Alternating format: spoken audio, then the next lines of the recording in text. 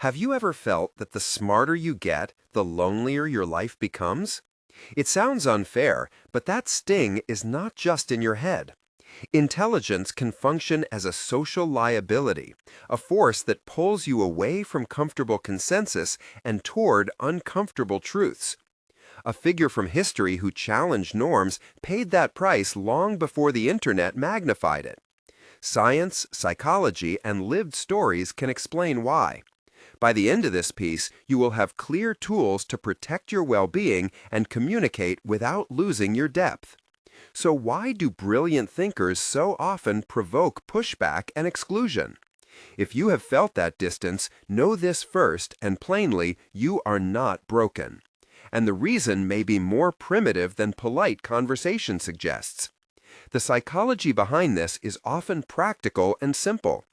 The mirror effect describes how seeing someone else reason differently acts like a mirror on our own limitations and insecurities. When you point out an inconvenient truth, other people do not only process an idea, they experience an internal comparison to their own knowledge and status. That triggers ego defenses that are not rational. The amygdala, the part of the brain that signals threat, reacts not just to physical danger, but to social signals that imply loss of status or belonging. You can sense this in a room when eyes harden, when laughter comes a beat too late, when a conversation shifts to safer topics.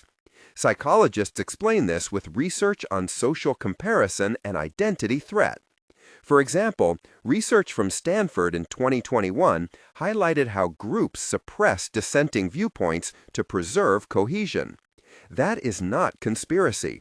It is a survival strategy scaled from small clans to modern organizations. The mirror effect intersects with identity and group narratives so that logical arguments are judged by their social consequences more than by their truth. That is why clarity alone is not enough.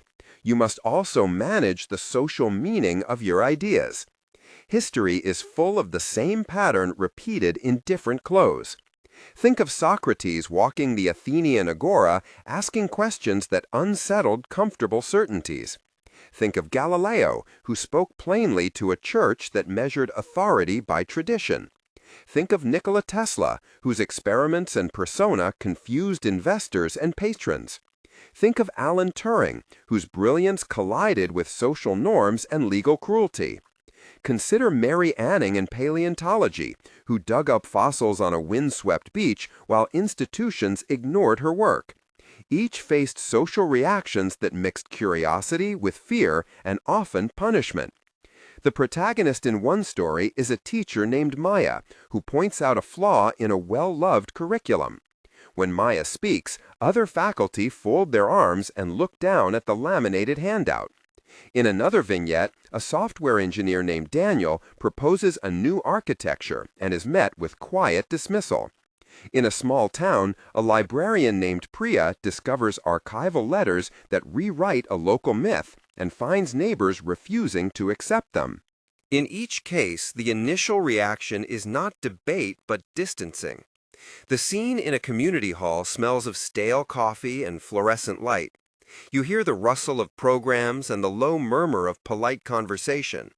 The air tastes faintly of mildew on old pages, and someone clears their throat as if signaling social closure. Dialogue makes the moment clear. Maya says, "I think the module needs an update to reflect new evidence."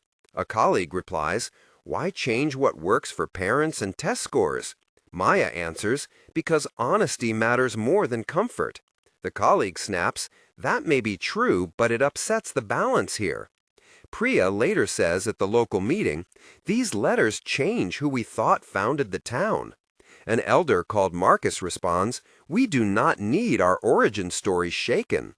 Priya hears the floor creak underfoot as people shuffle away. In each exchange, you feel the texture of resistance, the cool glance, the whispered correction. These are the same social currents that toppled reputations or silenced voices across centuries. The scientific case complements the historical pattern. Neuroimaging shows that social rejection activates pain circuits similar to physical pain. When you are cognitively divergent, you heighten the probability of triggering that circuitry in others. Evolutionary psychology suggests that small groups rewarded conformity because cohesion improved survival. Brains evolved to be attuned to coalitional signals. Who is loyal? Who threatens resources? Who could destabilize alliances? A paper exploring group dynamics at a major university found that people protect social status by minimizing dissenting perspectives that risk uncertainty. These terms connects to the mirror effect and to a neurological basis where the amygdala and anterior cingulate engage when someone perceives a reputational threat. These terms sound technical, but the social result is simple. People often reject not because the idea is false, but because the idea signals change. That is why brilliance can feel dangerous. It is not necessarily because of envy alone. It is because humans prioritize predictability and comfort. When a thinker exposes patterns that unsettle, social systems instinctively resist. Philosophy offers a deeper frame for this discomfort. Schopenhauer wrote about the burdens of insight and the solitude that follows noticing what others overlook. Pascal observed that human hearts prefer comfort to clarity and that reason can be a lonely road. Nietzsche argued that those who create new values suffer antagonism from old frameworks. These traditions teach that suffering often accompanies the act of reframing reality. But that is not a romantic prescription to endure pain without remedy. It is an invitation to understand the trade-off. When someone like Elena, a graduate student, reads Schopenhauer between shifts and finds solace, she also learns to translate that solitude into a practice. In a quiet lab with the metallic scent of equipment and a hum of fluorescent light, Elena and her advisor Thomas discuss the consequences. Thomas asks, "Do you feel isolated by your hypotheses?" Elena replies, "Sometimes yes, but I also feel alive when a theory fits." Thomas answers, "Then we must find a way to present the work so others can see the fit." That small exchange is the pivot between isolation and influence. Philosophy gives language to the emotional texture while also reminding us that communities and institutions shape what counts as acceptable thought. The modern landscape amplifies old patterns in new ways. Social media rewards salience and emotional clarity rather than nuance. Algorithms favor content that polarizes because polarization drives engagement and ad revenue. In a conference room for a tech company, you can hear the soft clack of keyboards, smell the burnt coffee, and see notification badges pulsing on screens. A product manager named Amir warns that an experiment may harm a user group. A director called Selena replies, "We cannot risk a viral backlash." A developer named Priya, not the librarian, but a different Priya, argues that is precisely why we must design ethically. The dialogue is brisk and tense. Digital platforms turn nuanced criticism into bite-sized outrage, and that rewards performative closure more than sustained inquiry.